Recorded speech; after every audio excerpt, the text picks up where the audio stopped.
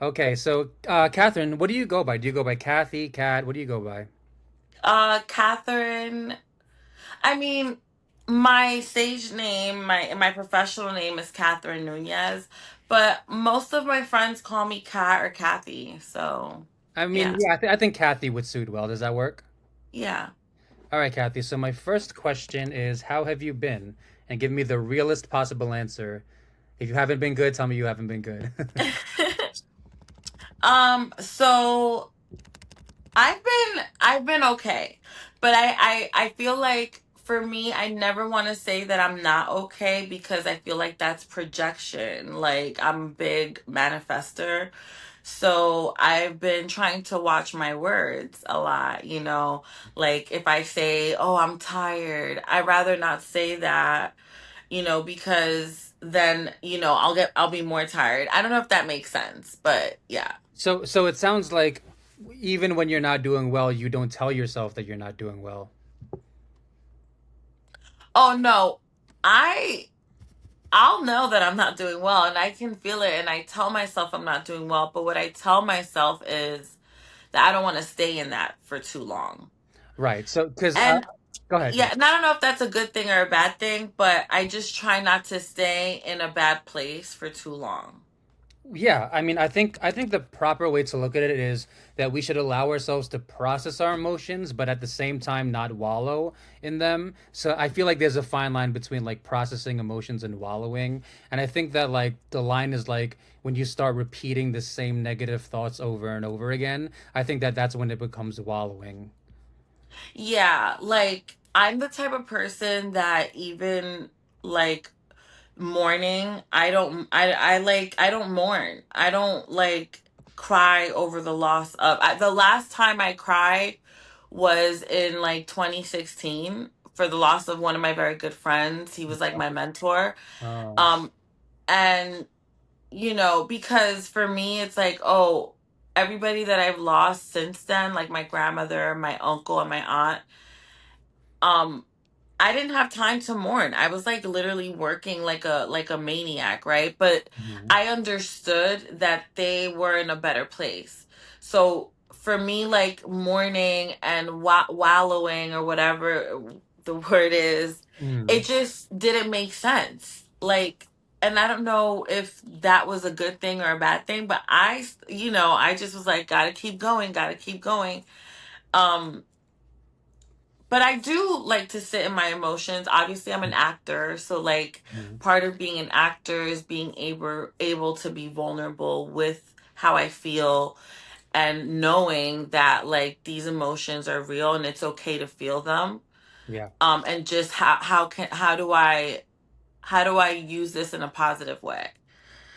Yeah, I mean, no matter what, we're gonna feel negative emotions, right? So we can't stop that. So I'm wondering, because what I hear is that you don't allow yourself to mourn. So I'm wondering, like, how do you deal with devastating situations? Like, do you just suppress the emotions? Do you go to therapy? How do you deal with terrible situations?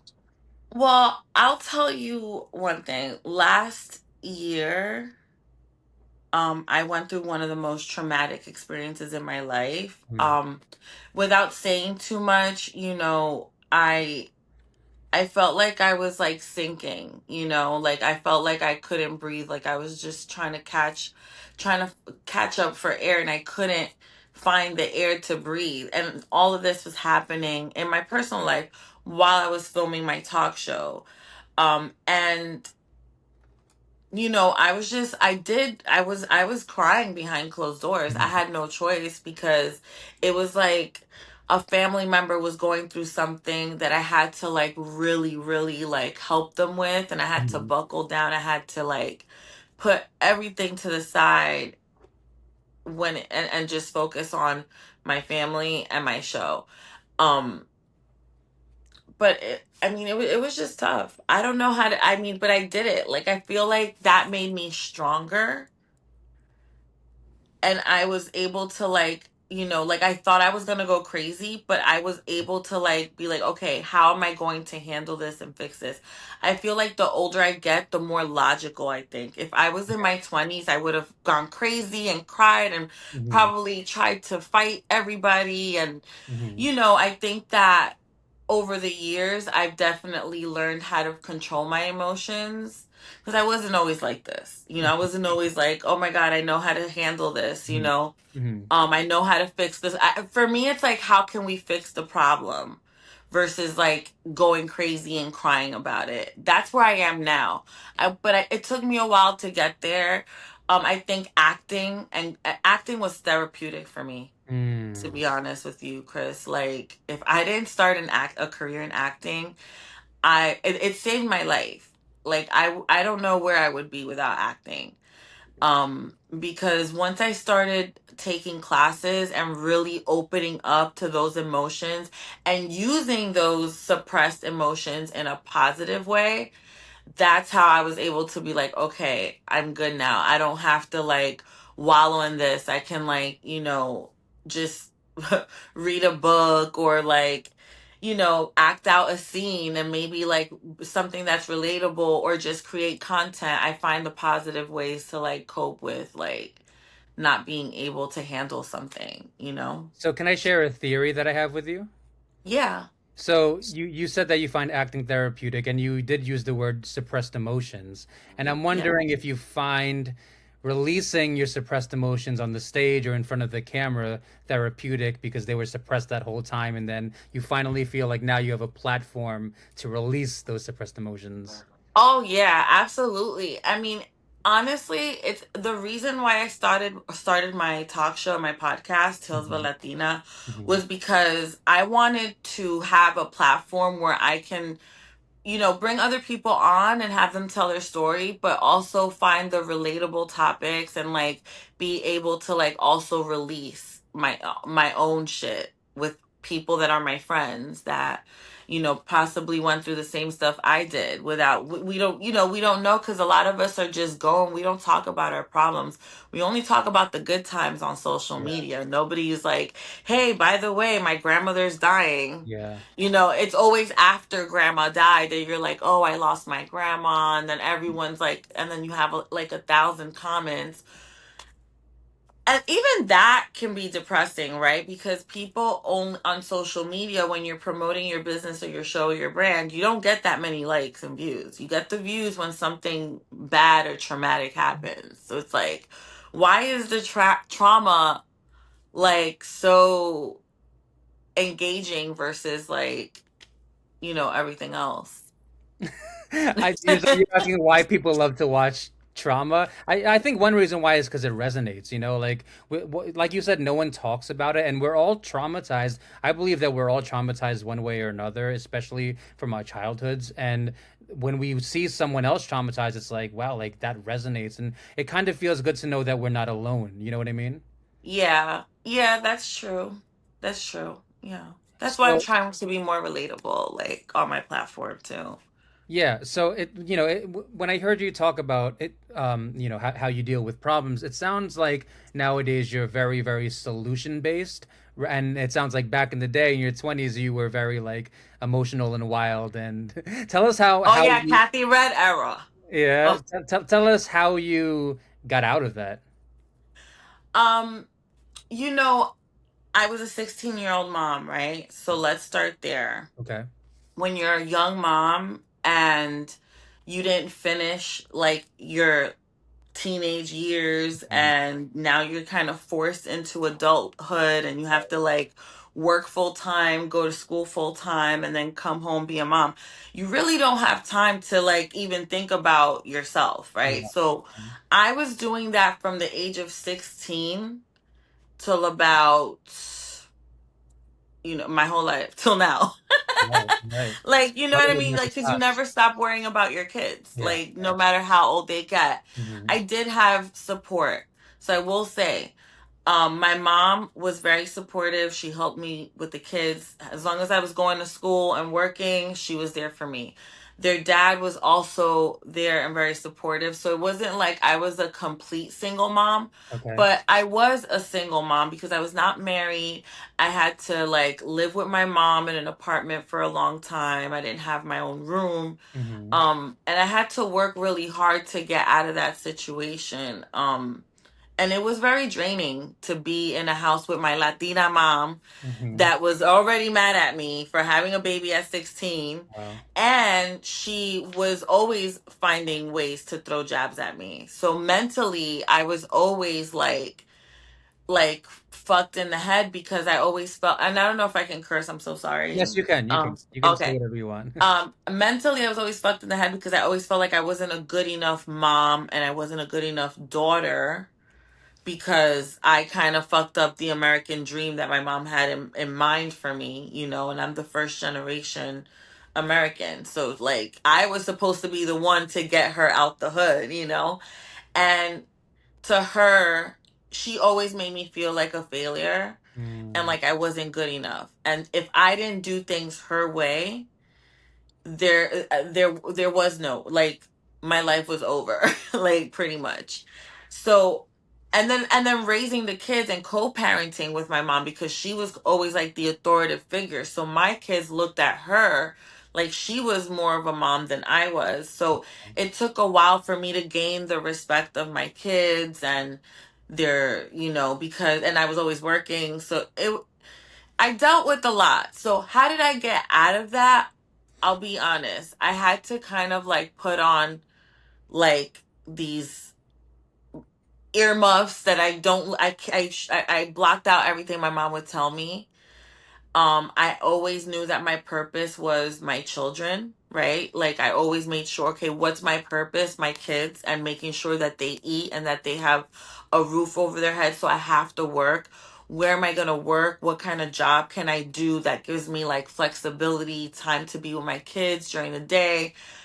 Always worked a night job, which my mom hated too. But honestly, it was the best thing that could have ever happened to me because that's where I met all the people that I know now in the industry. And, I kind of just did it. And I didn't even, like, I had to block out everything my mom would tell me, everything my son's father would say to me. I had to block out what everybody around in the neighborhood would talk about me and say all these things about me. Like, a lot of people thought I was just like this crazy Dominican girl that had a baby at 16 and mm, had no structure and just like, but I had structure, I had a plan, and I knew that one, I didn't want to work for anyone. I wanted to kind of be an entrepreneur my whole life. I just didn't know how I was going to do that.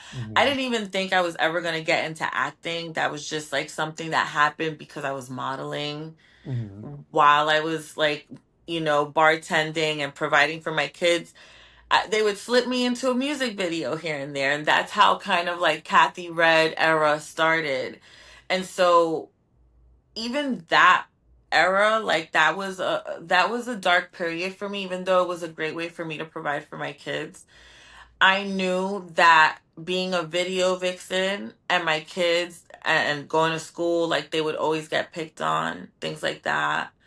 So I dealt with a lot of shit, but I still kind of was just like, ignore, ignore, ignore, because I know my purpose.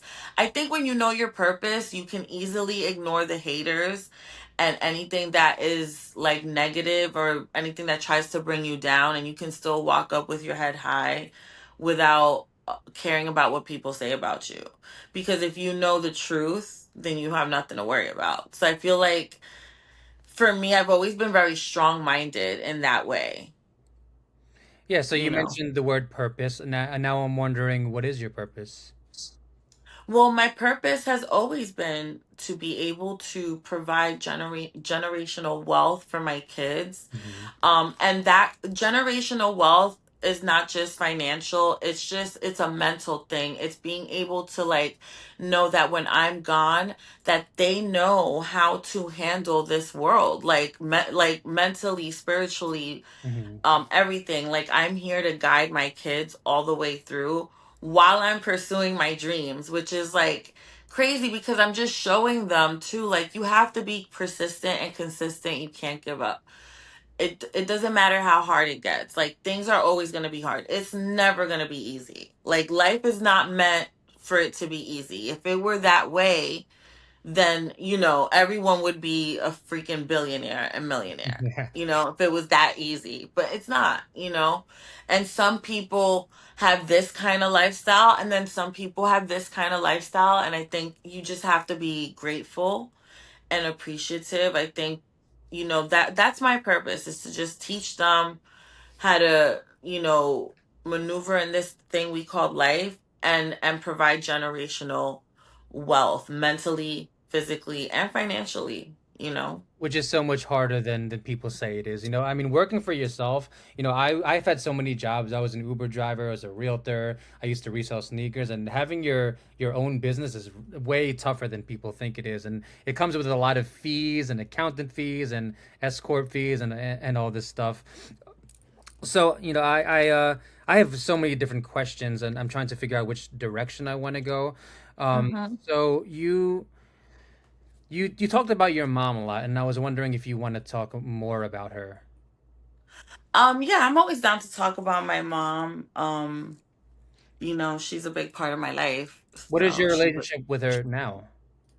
we have, I want to say, like, on my end, Hmm.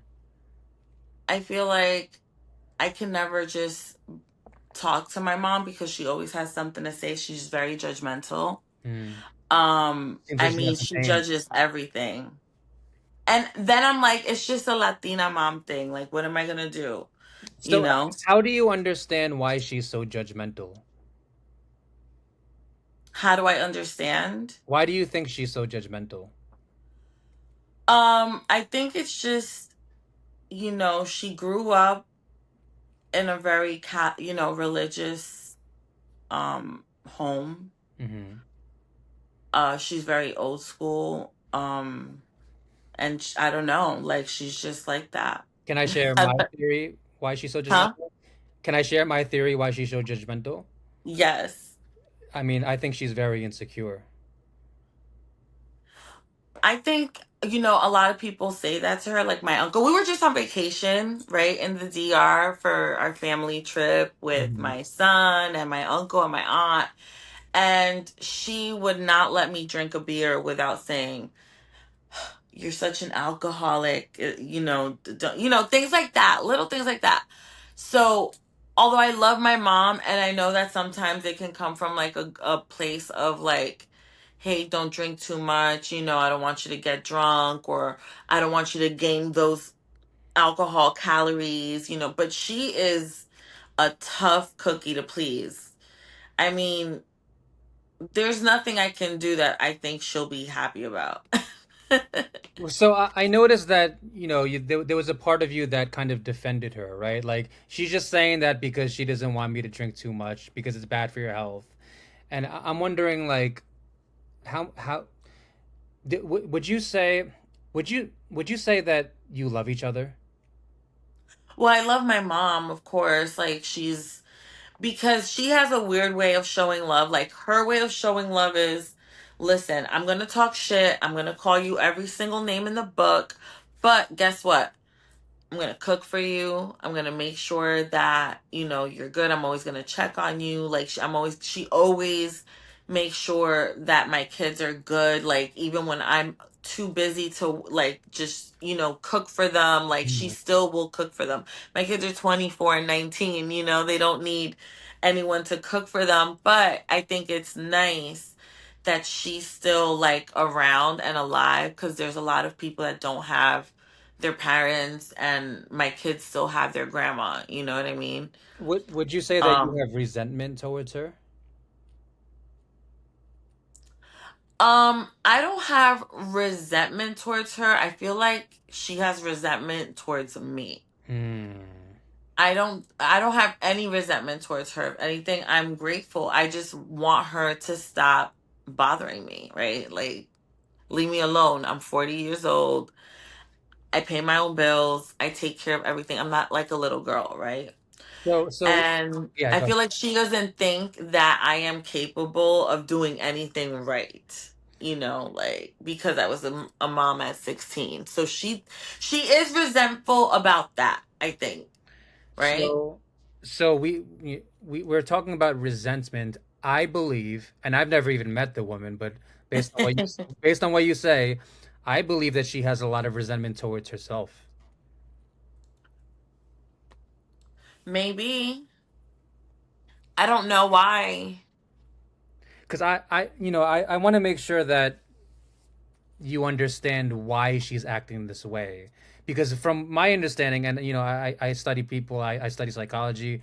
When people act this way, it's generally self-loathing and self-hatred, and it's generally like projecting the feelings that they have for themselves onto other Mm, people. wow. What do you think about that? I mean, if that is the case, then she must really hate herself I think because, I don't think she has the highest self-esteem, if I had to guess. yeah. Well, she most certainly doesn't act like that, like she's always very well dressed, Hmm. very, I mean, I feel bad for my mom. I feel like, she probably feels like, oh, I fucked up. I married the wrong man. Hmm. My father wasn't really there much. My father's a good guy, comes from a great family, Hmm. but wasn't really around. And then, she probably, I don't know. I can't speak too much about my mother because I still love her and I would not want to like negatively like put her out there because she is great in so many ways. Hmm. Hmm. But that is something that I personally had to deal with growing up, And still today. It's just, and still till this day, yeah. I mean, right now, I just chalk it up to she's Dominican. They're all like that. I might be like that when I get older. So I don't know. to me, you come across as extremely forgiving. Um, I can be. I'm not forgiving to everybody. I'll be honest with you. You can ask all my exes. You sound very They, forgiving towards your mom, though. my mom, yeah, because I feel like at the very least, she can have that. You know what I mean? She was a single mom for real. Like she really single-handedly raised me and helped me raise my kids. So if she wants to be a little bit of a bitch, I feel like okay, you can get that, mom. Anybody else? Oh, no, no, no, no. Because I am very much a Cancer. So I am very loving. I am very empathetic. I can be very understanding Hmm. to people's, whatever. Hmm. But I'm not forgiving.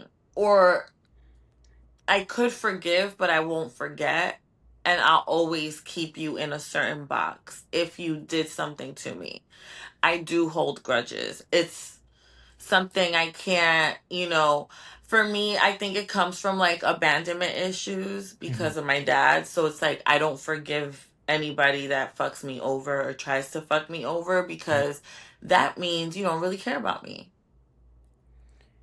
Yeah, no, And I I can't agree. have that around me.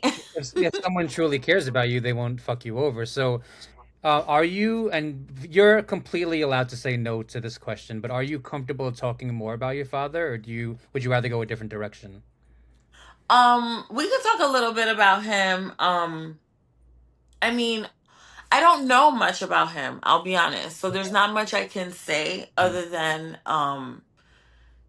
he wasn't there. And what I know, but his family was always there, you know, his side of the family, my aunts, my uncles. I just went Mhm. to visit them in DR and beautiful people, amazing. They literally were like, whenever you want to come, please stay with us. I think that for a long time, my mom was a single mom, so she couldn't fly us out to DR every fucking summer. Like, Expensive. it's expensive. So we saw them probably every 10, 15 years for a while. And then the last time I saw them was like 22 years ago. So when it comes to my dad, they have nothing but great things to say about him except for like, él es así, él es dejado. él no le gusta los problemas. My mom is a argumentative person, and my dad is very like, bitch, bye. Like, you know. And so I can even empathize with my dad in that way where it's like he probably was like, I am not dealing with your crazy ass. I'm out of here. Call me when you calm down. And my mom just was like, I'm never calling him.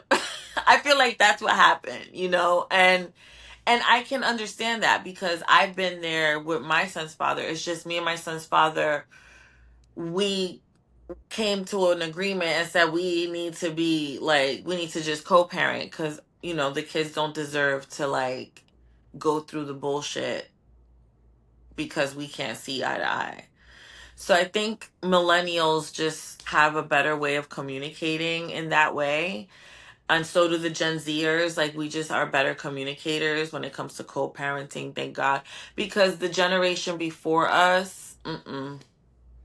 So what I'm hearing is that because I'm also a millennial too, but I'm not a parent. So what I'm hearing is that the younger generations are better at putting their pride and ego to the side and actually just saying like, okay, we have to do X, Y, and Z for the children. Oh yeah, absolutely. I mean, even my own kids sometimes be telling me about myself. They'll be like, "Excuse me, mom, that wasn't okay." That's like they communicate in a way that is like, okay, I need to be more in tune with my emotions as well because they're not just, it's like when we were growing up, our parents told us, go to your room and shut up, Yeah. be seen and not heard. My kids was like, no, you're gonna hear me. And if you don't hear me, I won't speak to you. I will like, you know, they will literally give us the silent treatment, and that does not feel good from a teenager. Mm-mm-mm. Oh, your daughter Like, gives you the silent treatment? my son, my youngest son, one time did give me the silent treatment where he did not speak to me because he said I didn't know how to like communicate in like a way where it was like it wasn't just about what I said. I also had to hear him out, and I wasn't trying to hear him. And he's like, "All right, well, if you're not trying to hear me, then I don't want to hear you, and I'm not going to speak to you." And I was like, "Oh shit." And so I had to hear him out because he also has feelings. And I think that's what the older generation was lacking. They didn't hear us out. So we just a lot of us millennials did suppress our feelings. Because we were like, we're not allowed to fucking feel shit, really. And Yeah, now we got our ass whooped. yeah, I'm really happy you brought that up because it is true. I did notice about older generations. They're just trying to say no, or they like a lot of it was just like screaming and beating our asses as opposed to sitting down and listening and understanding. And there's a Right. part of me that's like really happy and like rooting for your son when he said that because it's true. Like we gotta listen to our kids, and not that I am a parent, but it's true that parents gotta listen to their kids more. Yeah. Would you say your son was right in that situation? I'd say he's right in that situation. He's not. I feel like there has to be a balance. It's like I told him, I'm like, yeah, I should hear you out, but there's times where if I see you going a direction that I don't agree with, I am going to, you know, tell you what I need to tell you, and if you don't listen, you can get the fuck out. You Right. know, then I do have to get a little bit, you know, what I like to call gangsta on him Yeah. because it's like you're not about to play with me. Like, yeah, you can do this whole like, oh, you know, my emotions, I'm a person, I'm human, I should be heard. Yes, you should, but you also need to listen Right. just as much as you want to be heard. Right. So and I feel like again I have to give it to acting because in acting you have to be a good listener. Hmm. Like, it's something that I had to learn, like in life. Like, okay, I have to be a good listener. I have to listen to other people as well so that I can do my part as an actor, but not only as an actor, as a human being in this world. Like, you do have to hear people out. Were you a bad listener before? Yeah, horrible listener. Were I you didn't care. you were too busy cursing people out? I was too busy cursing people out. Nobody's opinion mattered. It was my way or the highway.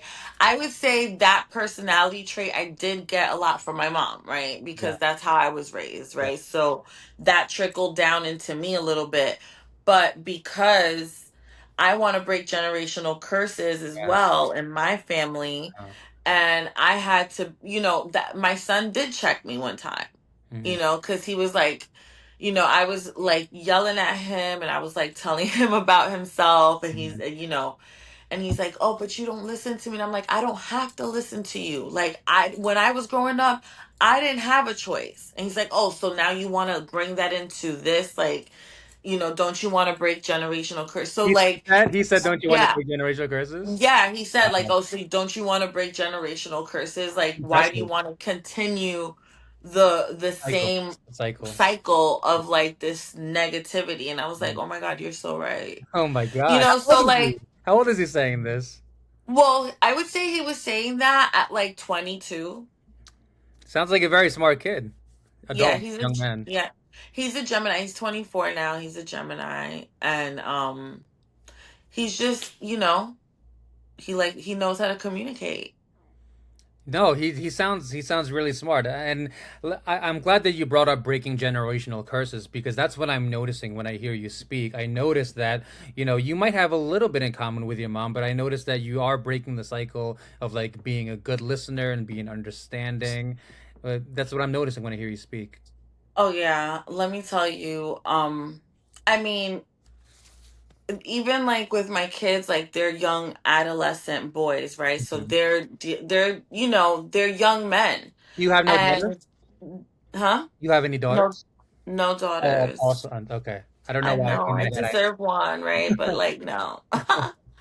But yeah, with my boys, it's like I've had to learn how to let them be men, right? So Yeah. I can't be hovering over them and Mhm. being like the helicopter mom Mhm. that I'm used to being. So you know, I'm learning. I'm learning to like they're basically like it does feel weird. This is a very weird stage for me because I'm like, "Oh my God, I really don't have like a big response. Like I don't have to like come home and be here at a certain time because whatever, like they're grown." Right, right. So, in a way I don't feel like I'm needed, and that's about like that can be a shitty feeling too. Like my kids don't need me. Like, oh my God, I want them to need me a little bit, like, hey mom, make me this or make me that. And like I will still do their laundry till Really? they die. Yeah. Wait, so I've been doing laundry all day. I It's the saw. beauty of having an in-unit washer and dryer. You can just It's funny. I was just talking about this on my last podcast because I'm 36 years old and I live by myself. And people come up with the weirdest assumptions. Like, I've had two people assume that my mom still does my laundry. I don't know why. And like, so, like, I had a coworker just today. He asked me, "Have you ever lived by yourself?" I'm like, "Bro, I live by myself right now." He's like, "Oh, I thought you lived with your parents." So like, people have these like really weird assumptions about me. But back to you. me So too though. yeah. People Yeah, people have weird assumptions of me too. I think people don't even really know where I live, but people probably still think I live with my mom or that my kids don't live with me or whatever. Like it's been like a lot of stuff Yeah, that I don't people know why always people ask make me. these weird assumptions, but I want to get back to what you said because what I noticed was that you want your kids to depend on you, A and little bit. yeah, Yeah. so I'm just wondering like why? Is it to feel Because necessary um I want them to I not that I want them to depend on me, but I want them to know that you're that they there? can. Mm, They can very big depend on difference. me. Very big difference. Yeah, like they can depend on me. I'm there. And they shouldn't be afraid to like ask for help because in this world, especially let me tell you something about the white people, right? Whoa, okay. All right, and I love my white people, but they set up their kids for success. A lot of them, not all of them. Just like Uh-huh. every culture is different, right? Uh-huh. So I always looked at like I always had a friend that her dad like always would set her up with shit, and I was like, damn, like I wish I had that, right? And Hmm. I want to do that for my kids. Hmm. I want to set them up with like whatever they need so that they can succeed. Granted, a lot of times, shit happens. You can't always do everything that you envisioned for your kids, and they got to go out there and work for it too because you can't spoil them either. You don't want them to be so spoiled. Yeah, But the that's balance. what I like about white America. because they be setting up their kids. Spanish parents be like, no, vete tú y averigua, y I don't know. Vete tú solo. Yo no te voy a ayudar con nada. Tú, the most they're gonna do is make sure you eat. But my mom, that's why I love my mom and that's why I always defend her because she always made sure that I was good up until I was good. Up until I was able to like live on my own really with my two kids, then Yeah, you so know. what we were going, hold on. I'm just trying to connect the dots. So what I'm hearing is that you're you kind of broke the cycle in that sense too. Like because you don't talk down to your kids the way that she talked down to you. No, I mean I'm not gonna sit here and act like I'm an angel and like I haven't called my son you little freaking shithead. What are you doing? You know what I mean? Like Mhm. I think as humans and as parents, like that's gonna come. You're gonna call your son a little shithead probably once or twice. Uh-huh. And there's nothing wrong with that. Mhm. Like as long as there's unless your son is like, "Mom, like I really don't like when you call me that. Like stop." Mhm. Then it's okay. It's a conversation, but it's not okay to name call. I'm not saying that's okay. I'm just Right. saying it's like it happens. And I think that, you know, we're human, but it's a conversation. Again, like if my kid was like, "Hey mom, I don't like that." And my son has, he'll tell me like one thing about my kids, I did not raise them to have hair on their tongue and like Mhm. keep quiet. Mhm. If you don't like something, say something, Mhm. and they'll tell me like I didn't like that, I didn't like what you said, that wasn't nice, or I really didn't like the way you said this to me, or you're putting too much pressure on me, Mhm. like lay off me, like they'll tell me Mhm. in a nice way, you know It sounds like they came out really, really good, to be honest. Because I'm hearing kids who like they sound very, very like they know what they're talking about. oh yeah, oh yeah, yeah. My youngest, he's actually like they're both very smart. Hmm. I can tell. My youngest is more he doesn't like I want to say he suppresses his emotions more, but he can in a very calm and educated way tell you how he feels or express himself. And it's sometimes I'm surprised on the way he thinks because it's very like mature Yeah, and I'm logical. hearing that. And like he was even like, "Oh, mom, I'm thinking about moving to Canada. The taxes are low there. There's no crime." I'm like, He "Who knows the more hell than you. told you about Canada?" Yeah, Like this is what he's thinking about now, like what country he wants to move to once he's able to, like, and he's very calm, very chilled, no problems. They don't like to fight. yeah. Good. But don't like but he can, we did teach them to defend themselves. Our kids are good. I feel like they're good. Like they're almost there, like almost like to the point where like they're super independent, and that's when I think I'll feel fully fulfilled, and then I can fully focus on my career. Yeah. Well, it's funny because you want to fully focus on your career, but at the same time, like I think there's a part of you that doesn't want them to go. Like, is there a part of you that wants them to stay in the house?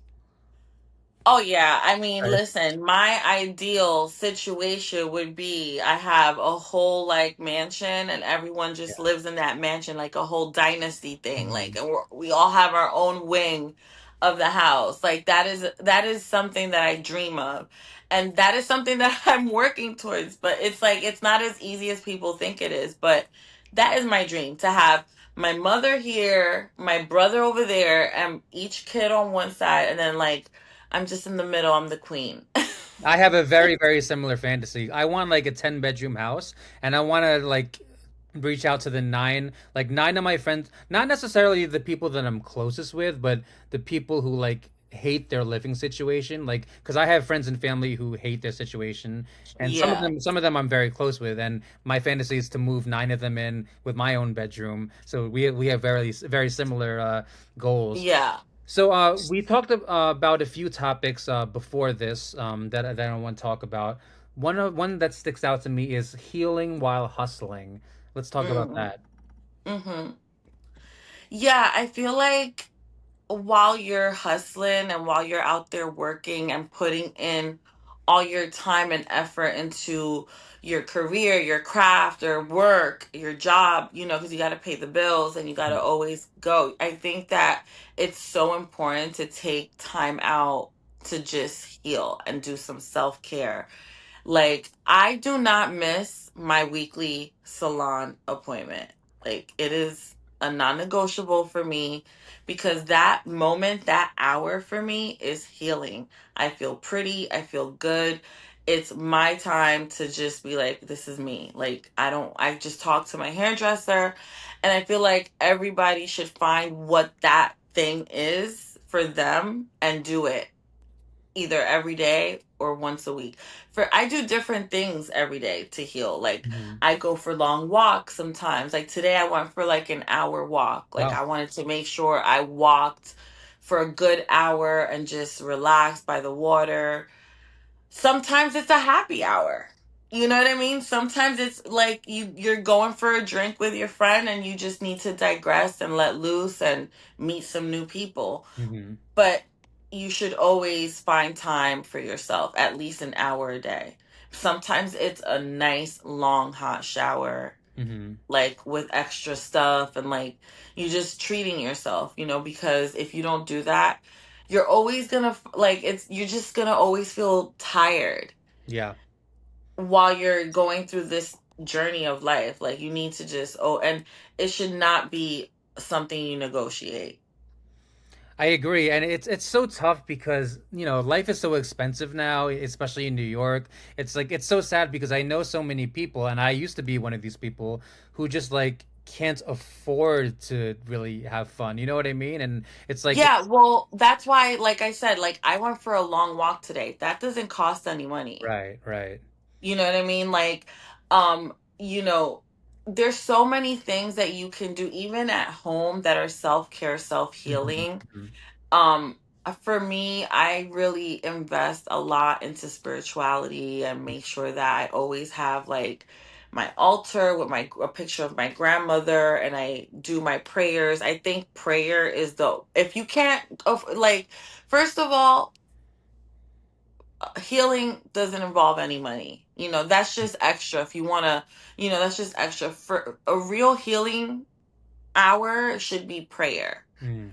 You pray to your whatever it is, whatever God you want to pray to. You know what I mean? I grew up Catholic, but I also am spiritual. But Mm. I pray to my God, Jesus, La Virgen Maria, like, and my grandmother, because she's up there. Mm. So I feel like that's healing in itself. And if you do that, at least you'll have some kind of, like, it just feels good. Yeah, There's no words to explain, but you should just always do that. it's very And that therapeutic. doesn't involve any money. Right. It's very therapeutic. And what's funny is, and you're allowed to laugh if you want, the times that I used to pray the most was when I was financially struggling. Like that's when I used to pray like, oh, like please give me something, give me something. Thank God I'm out of that. But I noticed that in the world today, especially in New York, money plays a very, very large role in mental health. And a lot of people I believe it's one of the top reasons why people aren't very mentally healthy nowadays. um, yeah, I mean, money is a big, it's just the world is so expensive right now. Yeah. But I think that this has always been my thing. Like, I'm grateful for even like the smallest of things. Hmm. Like, I always find I like in anything. I'm like, oh my God, I'm so happy. Like, you know, it's just and then you just little by little start seeing that God gives you more without you even asking for it. It's just like coming to you because you live in abundance. You live in like, if you worry about money, it's not going to come. Mm. You should think about it, you should manifest it, but you shouldn't be like worried about it because it's not the end all be all. You know what I mean? And like, for example, like there was a time where I was buying Dunkin' Donuts every single day, Really? right? What were you buying And I was specifically? like, and Coffee? that's like, yeah, coffee, like, and that's like $10 a day, right? Yeah. So that's $70 a week, Yeah. Yeah. right? That's my nail, like that's a nail Yeah. job, you Yep. know? So I was like, wait a minute, I could buy for $10, I could buy the box and make my own coffee Yeah. at No, home. exactly. So like I feel like when people start living like that and start thinking like that, you'll save money, right? Like you'll be able to feel good about, like you just start feeling good because God is like, you don't need a lot. Everything is here. Like you have it all within reach. You just have to be grateful. Like be grateful for that coffee machine. Yeah. That's what I'm grateful for every morning. Yeah. Like, Luckily I get free coffee at work, but it's funny because oh, that's awesome. I love that. yeah, But what like it's the little things yeah. like that you have to be grateful for, and then God just starts giving you more. Yeah, it's interesting. So one small trick that I use to save money is I started buying bars of soap instead of the liquid soap, and it does save a lot of money over time. And I really want to emphasize that what you said about appreciating the little things because I feel like that's where people mess up. And if we only appreciate the big things, then now what about all the like even like a hamburger or like what you had for breakfast? Like if you let all of those little things slip by, then you're just going to be a miserable person. You got to appreciate every little tiny thing, and it sounds like you're really good at that. Yeah, like yesterday, I was just so grateful to be able to have a day off and cook for my kids and just relax and not do anything. Like that was work. Like I was grateful for that. Now, I don't get that often. So when I get it, I'm like, oh my God, I'm so grateful for this.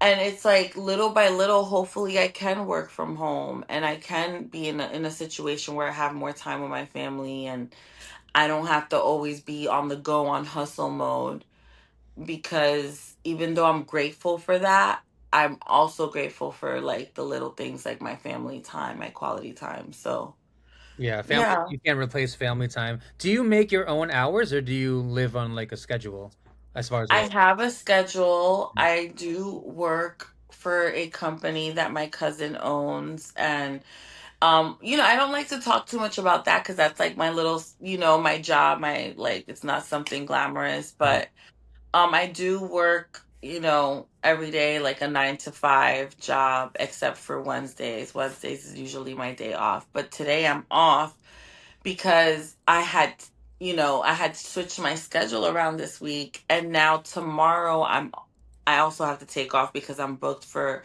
this documentary series that I'm going to be talking in about a big celebrity that I used to actually work with back in the day. So like they want to ask me questions about how they were like in their early years. So that's going to be fun. But I'm a little nervous cuz like I don't like talking about people. Like not that we're talking about them like in a Right. negative way, Right. but I just get a little nervous because it's like I don't want to disappoint anyone. I do have like this thing where I don't want to disappoint people. Yeah. So I'm like, I got to be careful how I speak, what I say. Everything has to be super positive and like squeaky clean. I mean, when you're told your entire life that you're doing everything wrong, obviously you're gonna be a little bit nervous when you know what I mean. Interesting. Yeah, that's so interesting. Yeah, that's an interesting point. Yeah. I feel like that's where my insecurity stems from, you know? That's why they Because say hurt people. yeah, yeah. And I try not to do that. Like, I try not to hurt people. Do I find myself sometimes hurting people because I have trust issues? And so I'm like, oh no, you're gonna fuck me over. So before you fuck me over, I'm gonna fuck you. Like I do have that kind of mentality sometimes. You leave before you're left. Oh shit. Oh my God. It's okay. Sorry. Yeah. But I you know what? leave before I'm left. Right. I I just that's just always how I've been. It's like a form of protection. It's protecting yourself Yeah. it's a fear of abandonment essentially, like you said. And obviously when a parent is not there for you your entire childhood, that's gonna happen, right? Yeah. So let's lift things up. So one another topic we talked about was building confidence when the world doubts you. So we talked Mm. a little bit about this. I'd love to talk more about it. Well, yes. So I feel like I'm in a space where a lot of people doubt me. Like they they're rooting for me, but they're like, she's not gonna make it, or she's not gonna do it. She's They this, say she's this out that. loud, or do you get the vibe? I just get that vibe. I'm an Okay. empath and I feel energy, and it's hard for me to ignore that thought once it comes into my head. Mm-hmm. So in my head, I'm like, I have to prove myself all over again. But in order to do that, I need to feel confident. When did I feel my most confident?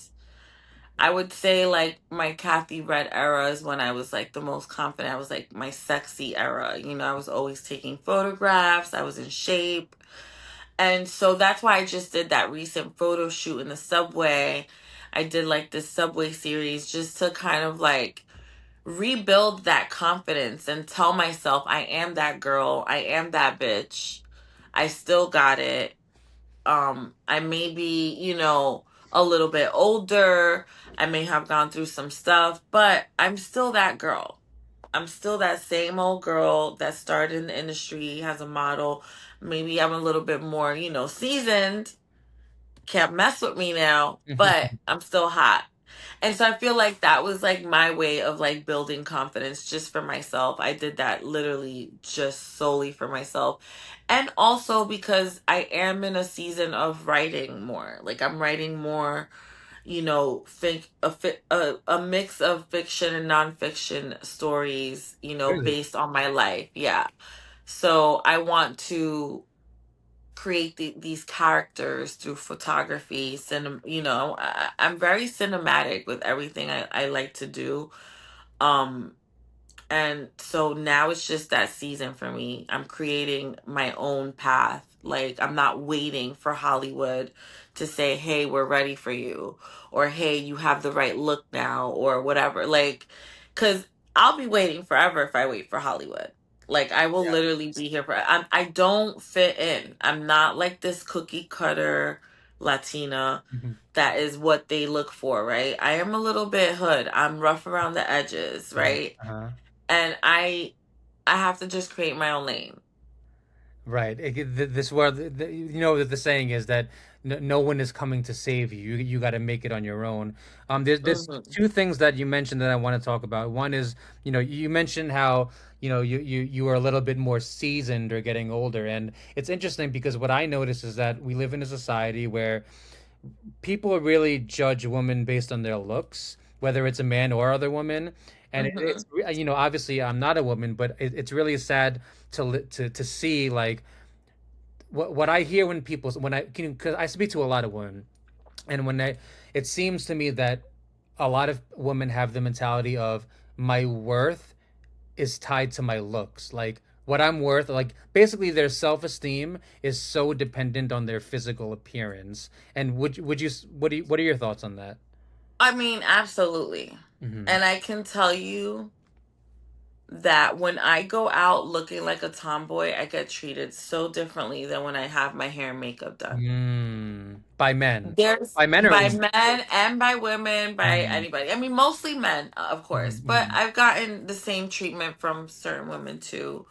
Um, I feel like for women, we should always live in our feminine energy to the most of our ability. Granted, I have days where I just want to look like a bum. And I don't want to, and I want to wear my big hoodie, baggy jeans, sweats, whatever. And I don't want to do any hair and makeup Hmm. because that alone takes work. I think that what a lot of men fail to understand that being pretty and being well put together and being a woman that is like this ideal like sex symbol kind of girl, like guys.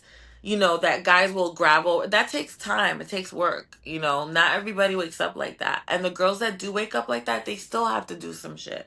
They still got to go wax,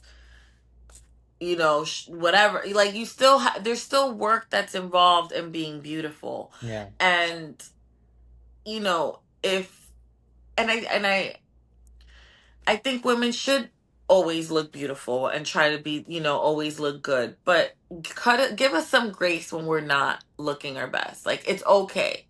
Like for me right now, I'm a couple pounds heavier than I normally am. Hmm. Like I never been more than 140 pounds, Hmm. and this is me being transparent. Hmm. But at the same time, I still feel like I'm a hot bitch. Hmm. Maybe I should lose a couple pounds, you know what I mean? Like go back to the way I was being healthy and all that stuff because health is wealth. But I don't think we should be judged because of it because we're so much more than that. Now, if I was just like the only thing I have to offer is my beauty, then I better fucking be on point with my beauty. Right. But because like I have more to offer, I feel like okay, I can gain a couple pounds and it's okay. So I mean it's not okay. Okay. My mom would be like, no, it's not. You should always look Mm. your best, lose some pounds. But it's okay because I feel like men, no matter what, will always choose brains over beauty. That's very debatable. I'm telling you, I've seen it. Yeah, so it's interesting because I think as a society we just pay way too much attention to looks. Like men and women. I don't love the fact that we just pay so much attention to looks. But you mentioned one more thing that I really wanted to go back to. You mentioned before that a lot of people doubt you, and I'm wondering because I don't doubt you at all in this hour we spoke. I don't doubt you at all, and I'm wondering if they It's women. okay, but It's other women. I'm wondering if they actually doubt you or if it's just in your head. Ooh, that's a good question. I don't know. I feel like it's not it could be in my head, right? But also, why is it in my head? Why Because did of your this mom. feeling? Stop trying to blame my mom for everything. I mean, I notice you defend her a lot. I mean, I'm not trying to put you on the spot, but that I think, would you agree that that's the reason why? um, yeah and no. The reason why I say yeah and no is because my mom be right a lot of the times too Okay, okay, about a lot of stuff, about a lot okay. of people, about a lot of things, and I be ignoring her. Like her delivery may be off, but the message is still there. Like, and I do have to always see that silver lining when Hmm. she's talking to me. Hmm. Like, yeah, she's being a bitch about it. Yeah, she's not being the nicest person. And she has said some, mean things to me in the past, especially when I was a little girl. Hmm. But I'm like, you know what? I did deserve like there was things I was doing that I deserved to get my ass whooped, Hmm. that I deserved to be called, oh, you're walking around like a Hmm. little, and I'm okay with that. Like I can take accountability for what I did as a kid, even though I was a kid and I was a teenager and I didn't Hmm. know any better. Hmm. I still was grown enough to know right from wrong, and I still Hmm. made the wrong choice. And my mom never did anything. Like my mom paid and put me through Catholic school, so it's like I didn't have a reason to do half of the shit I did. I was just being curious, George. Hmm. Like, so my mom did this. She, I deserve some of the ass whoopings that I got and some of the verbal accosting that I received. I'm gonna call it verbal accosting. Wait, what is accosting? I don't even know that It's word. verbally accosting someone is like like I'm cursing you the fuck out and like I'm in your face. Okay. You're accosting me. Like, isn't that like Sounds like I heard it in the Real Housewives when they were having a little argument and they used that word. So I was like, oh, okay, I'm using that. I've never heard that word. I've heard of verbal abuse. I've heard of that word. Ver- Verbally accosting, like you are hurting me with what you're saying. Uh-huh. Yeah, verbal abuse, verbal it's all in the same, abuse could be like, okay, you're doing it over and over and over again, like Mhm. nonstop. Accosting is like, I wouldn't say my mom verbally abused me. Like, Mhm. I would say she verbally accosted me a few times, called me out my name, Hmm. tried to, let me know about myself, but I don't think I was abused. Cuz if I was, I wouldn't be like this. I like even though I feel like acting was therapeutic for me, Hmm. I still was a nice person even, you know, before acting. Like I dealt with a lot of people shit, Hmm. but I knew how to defend myself. I had a filthy little potty mouth too because I learned from my mom. I knew how Hmm. to curse people out, Hmm. but Hmm. I learned that that's not the way, and then I'm trying to teach my mom that that's not the way. And how does she respond when you try to teach her that? She laughs at me. She laughs in my face. That's how Dominicans kind of like deal with trauma. They just laugh it off. Everything is a joke. Yeah. It's not, oh, you're too sensitive. Or she'll be like, ah, mira esta. Y esta, que lo que tú, she has, it's funny, but it's not funny, but I just, Well, that's one I thing I think, noticed about younger generations too. Like the older generations was everything is you're so sensitive, you're so sensitive, you're so sensitive, you're so sensitive. I feel like the younger generations, millennials and Gen Z, they're better at actually saying like, no, I was being a dickhead. Maybe I wasn't. Maybe you're not being too sensitive. You know what I mean? yeah. I mean, I feel good now. Like, I know, okay, so for me now, what I do is I give my mom time to miss me. Like, whenever I feel like she's doing too much, I'll be like, all right, mom, goodbye. I hang No up. boundaries. I hope you're setting boundaries. Yeah, I set my boundaries. I hang up, boom, and I won't speak to her for like a good week and a half. I'll answer again on like a Sunday and Mm. just to check on her and say what's up. See, my brother is a Libra. He deals with her better than I do. How does he deal He's with it? very he kind of just deals with he's like it's just mom like but she doesn't bother him. She doesn't like get at him the way she gets at me. He's the boy. Dominican boys are way more spoiled Is that by their true? mom. Yeah. Why is she harder on you than him? Just because you're a girl, that's it? I'm a girl. I'm the oldest, you know. She has higher expectations for the older child. Oh yeah. And different expectations, Do you think you know. do you think she has resentment towards you? Well, yeah, you asked me that before, and I said I think that she might have a little bit of resentment, um, because I made her a grandmother at a young age, Hmm. probably, Hmm. you Hmm. know. But it's like, girl, if I didn't make you a grandmother at a young age, you would have not looked this good at 72. Okay?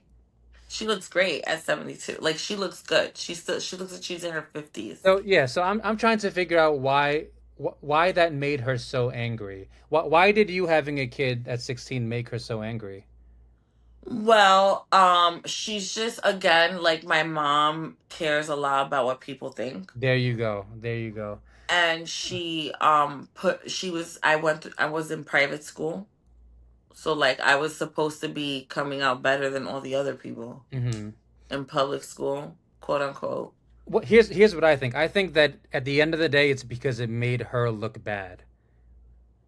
Yeah, it made her look like she wasn't doing her job as a mom. So I have a word, and I'm not sure if you're gonna like it. Oh. I'm not sure if you're gonna like it, but I have a word to describe her, and it starts with an N, and I don't know if you're gonna like it. Narcissist. Yeah, Oh yeah, my mom is 100% narcissist. yeah. So narcissists care a lot about how they look in front. Like their number one goal is to look good to everybody else. And I noticed this in a lot of Asian households. Like a lot of Asian parents, like their number one goal with their children is to make them look good. Like that's why a lot of them push to be doctors or lawyers. It's all about making them look good, look successful. Um, I do feel like a little bit of narcissism is okay. A Maybe little bit. a tiny bit, maybe. Not too much, yeah, because I feel like you should. instill in your kids, like it's like when you go to school, right? Hmm. Or when you're working for a company and you're Hmm. wearing that company logo Hmm. and you go out into the world wearing that shirt with the company logo, and then you do something that is not so nice in that company logo, that company is going to fire you Right. because you're making them look bad, Hmm. right? Hmm. It's the same thing with parents. Like, we're not going to get rid of you though. Right. Like, that's the difference between parents and the people out there in the world. So, past parents, we're just trying to teach our kids how to be because the world is not so forgiving. Yeah. We might be like, yeah, you can, we'll forgive you. We're your parents. But the world, papito, is not going to be forgiving. So you better act right. You better do what you need to do and be the best all you can be in public. You want to be a dickhead and an asshole, do it in the privacy of your own home.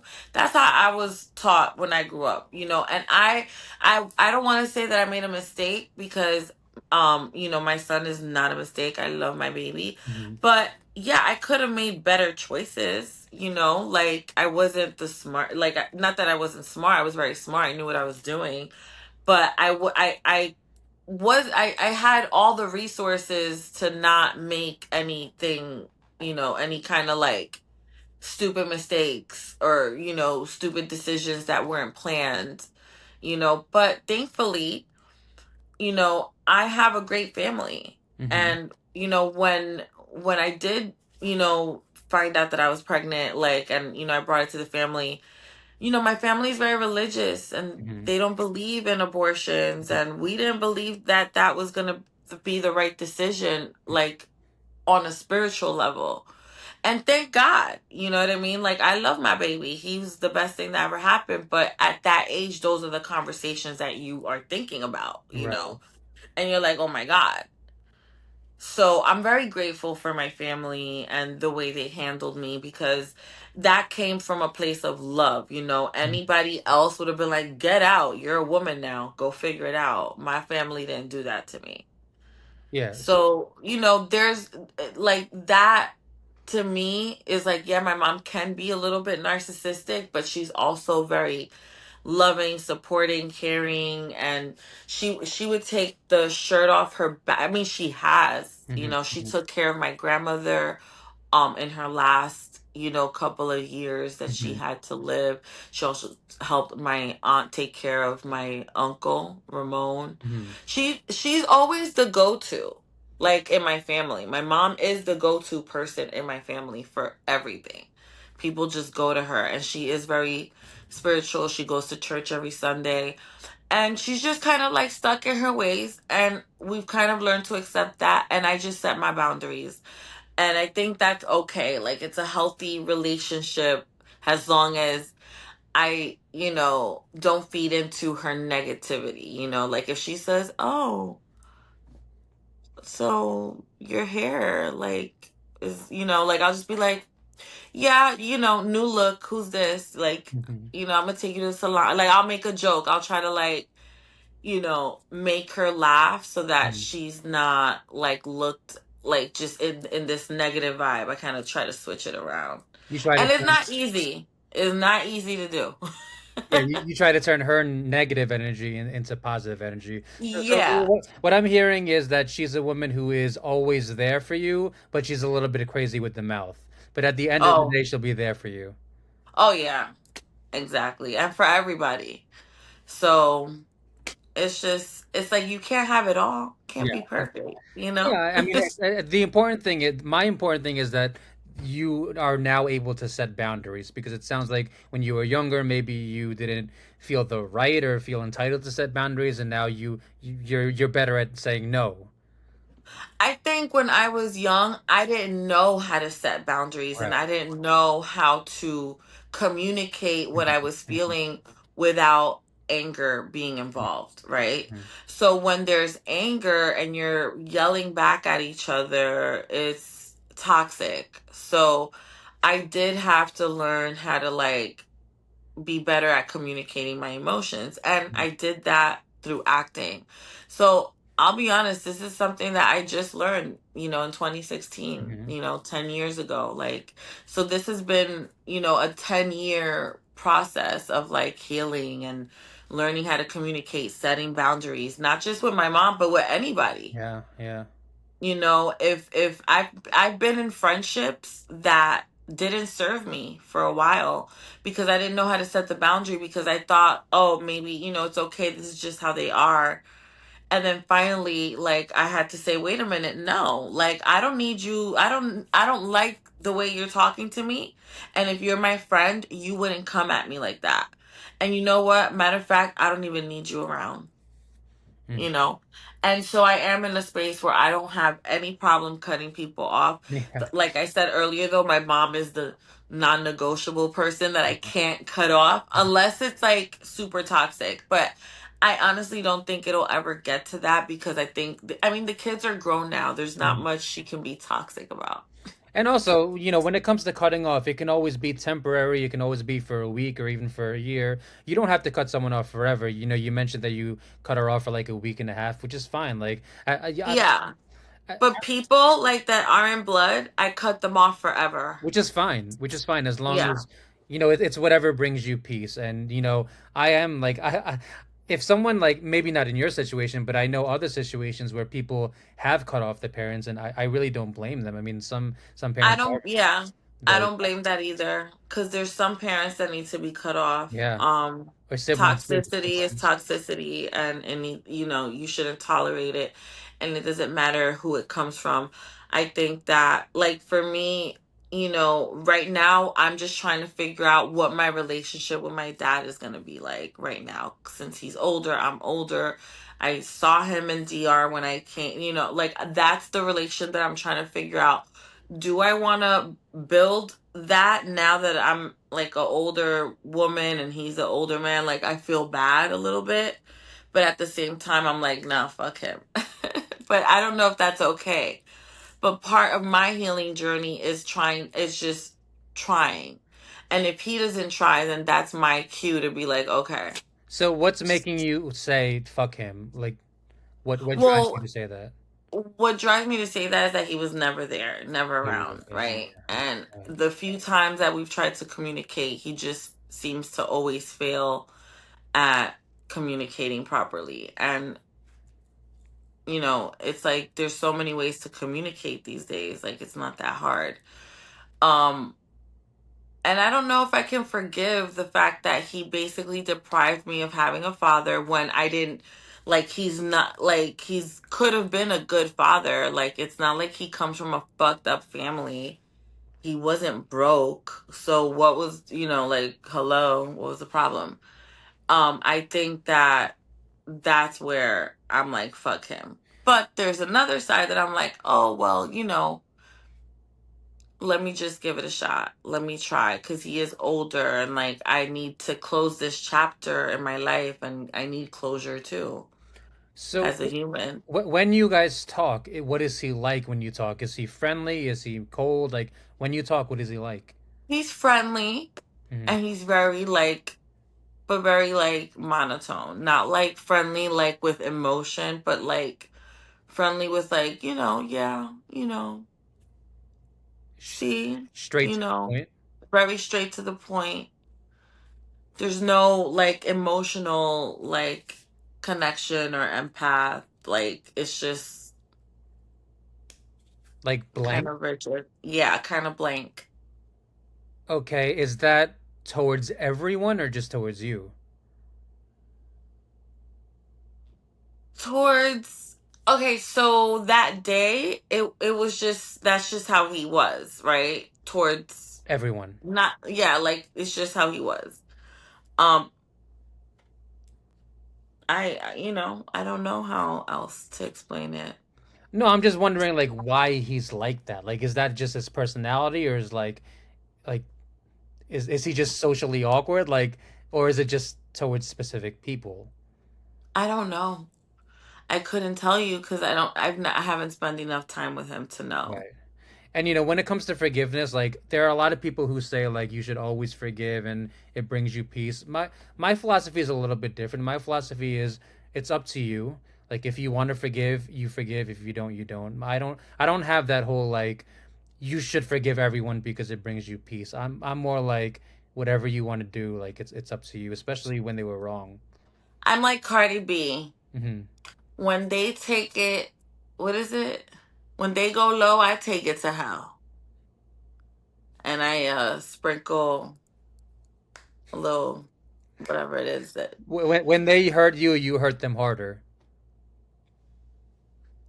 and then I hurt. And okay, so I do have a very bad, slick mouth. And the problem with that is that the reason I have a slick mouth is because I have so much like ammunition, right? People usually open up to me. They tell me their deepest, darkest secret. Because I'm a Cancer, I have like an energy where it's like, yeah, open up to me, tell me everything.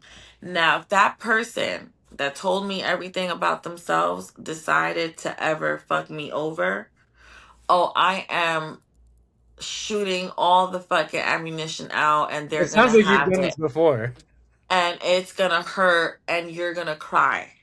It sounds like you've done this And you're multiple gonna times. start asking for forgiveness from me because and and it's just like I really don't recommend it. Like I don't know, but I don't that's not something I do often. That's not like all the time, but it has happened. And I go Ex-boyfriends, hard and I'm ex-boyfriends, typing. Huh? ex-boyfriends. Ex-boyfriends, my ex-friends.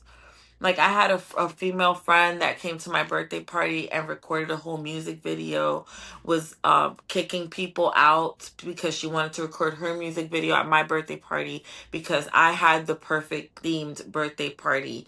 But it's like I didn't ask you you're why would you film your music video at my At your birthday party, party? yeah, yeah. And then you're being rude to my guests and you're assuming and you're feeling entitled that they should be in your music video too as your little extras. Then she posted the said video on a bunch of different platforms, did not tag me in it, and basically made it seem like she set up this entire music video. So I let her have it. Like I cursed her out. I let her have it and I said you were so tacky, tasteless. Like what kind of friend does that to somebody on their birthday? Right. You clearly have no class and you shouldn't be invited to any gatherings ever again. And Yeah, I personally don't want. And then she said, "Oh, I had a pair of Louis Vuitton glasses for you." I said, "Nobody wants those used up, washed up Louis Vuitton glasses that you were gonna give me." she was trying to make up for what she did to you with Louis Vuitton Yes, shoes. and when she sent me a picture of the glasses, they had fingerprints on them, which means they were not fresh. They were used. You used them, took your little picture in them, and now you want to give them to me? No, thank you. They might have been I fake don't take glasses. second hands. Maybe you do, but I don't. I'm not a second hand bitch. So I let her have it. She was crying to everybody, like, oh my God, Kathy, she. Yes, because you ruined my birthday. Yeah, I mean, And it's that simple. the birthday. If there's one day in the year that's supposed to be about you, it's your birthday, right? So, And like, let me tell you something, Christian. On her birthday, uh-huh. I went and picked up her cake. Hmm. I went and decorated the little restaurant area where she was having her Hmm. guests. I set it up for her real nice. Hmm. I paid $300 for that dinner too. Hmm. Do you think she paid $1 at my birthday? No. Do you think she picked up my cake? No. Do you think she helped decorate? No. But she sure came with a camera crew to record her music video and act like this was her set. You came with a whole No. camera crew? Yeah, like a camera person. Yeah, but that's pretty crazy to even like hire a camera person for on your birthday. Like that's pretty crazy. Let me ask you a question. How long were you friends? Oh, we were friends for a long time. Like I want to say like at that point like 12 years, and we used to, work together in the clubs, and then, she became Muslim and I, left the industry, and at one point she was doing like music. Well, yeah, this was what she was doing. She does music. Hmm. But Hmm. we were friends for a while. She even managed me for a little bit. Didn't go anywhere, but That must have you been know, hurtful after you guys broke up, essentially. not for me. Not Because at all. when I see people's true colors, Uh-huh. when I see people's true colors, I have no problem letting go. You And weren't that really wasn't friends the after first that? time. That was like the third, fourth time because every time we would go out to eat, there was a sense of entitlement. She would treat the waiters like shit. I don't like people like that. Mm. Once I see you acting like you're holier than thou or you're better than someone, I'm gonna let you fucking I'm gonna let you know about yourself. And bitch, you still live in the projects.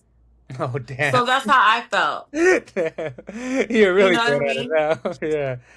Far Rockaway. I don't know which one. No, the ones in Harlem somewhere. No, But yeah. this is not to not to down not to downplay Insult. anybody that lives in the projects Um, because listen, if I could live in New York, I would live anywhere in New York City. I don't care. Like New York is like I would live anywhere. I don't care. Projects, no projects. You're in New York. Okay. right. So that was just me being a bitch to her because she pissed me off, you know? Right. So Right. that's how low I can go, is what I'm saying. No, I Like I will, understand. I mean, to me, that was a legitimate reason to go low. Like, I understand that you were 100% right in that situation. Just to be clear. yeah, I mean, I could have, like, looking back, because I'm always a person about growth, healing, right? Mhm, You look mhm, back and you're like, mhm, I could have went about it a little bit different, mhm. could have communicated my feelings a little bit better. But I was going through so much at that time. I had just finished Mhm. filming a movie for Lifetime. And I got sick in California, so I was stuck in California for 5 extra days after I was filming, so I was dealing with a lot. And then, like, I saw the video when it came out and I just blacked out on her. So it wasn't like I blacked out on her at my birthday party. It was like a few weeks after it where I noticed. And then people were messaging me and telling me, oh my God, this girl, like, who is she? She was filming a whole music video. And I mean, not to go too much into that because she's not like the main character in my life. Mhm. But that was just an incident of when I can go low Yeah, if someone hurts my feelings. I mean, you were 100% right, and I actually have this theory because you mentioned that you had a lot of, a lot of things stressing you out before that happened. I have this theory that when we're angry, we're never just angry about one thing. Like we're kind of angry about like everything that's been happening, maybe everything even from my childhood, but like if someone were to step into my shoes, for example, I would get angry, but I don't think it's just about that one thing. Like I think anger is more of like a built-up tank, you know what I mean? Yeah, absolutely. So yeah, I mean, I kind of ran out of questions. Was there anything else you wanted to say or ask or add? Um, I mean, I think, all I want to say is thank you for having this like kind of cool little therapy session Hmm. with me. This is like kind of cool the way you have it set up. Shout out to your podcast, Mental Molding Matters. I think Yes, that yes. that statement alone is so important. Mental molding does matter, and you should always take care of your mental health first. You know, I always have a lot. I have a lot of great friends around me. I'm thankful. Not a lot, but I have a lot of people that I can reach out to and That's resources good. that I can reach out to when I'm going through it. But I know a lot of people don't have that, Yeah, and so the only thing I want to say is like reach out to whatever 1-800 number you need to call when you're not feeling good, when you're feeling stressed out, overwhelmed, anything, because you're not alone. yeah. Everybody is going through something, whether it's financial, whether it's a mental thing, or just health wise. Like, take care of yourself. Don't be afraid to ask for help. Call your nearest, church, like talk to a priest. Maybe that'll help you. Pray to God. That's all I have to say. I think this platform is so important for the community, for the culture. And I want to thank you, Christian, for having me on, you Thank you for know. coming on. And I agree 100%. I think, I'm a strong believer that life is not meant to live alone and that everyone needs help. I don't care if you're a baby or a grown man, everyone needs help. And you can always reach out to me. And by you, I mean, not only you, Catherine, but, the Yeah. person listening, you can always call me, reach out to help. And I'm here for you anytime, any day. Yes, thank you. Thank you, Catherine. We'll have a part two soon. All right, great. Thank you. Bye.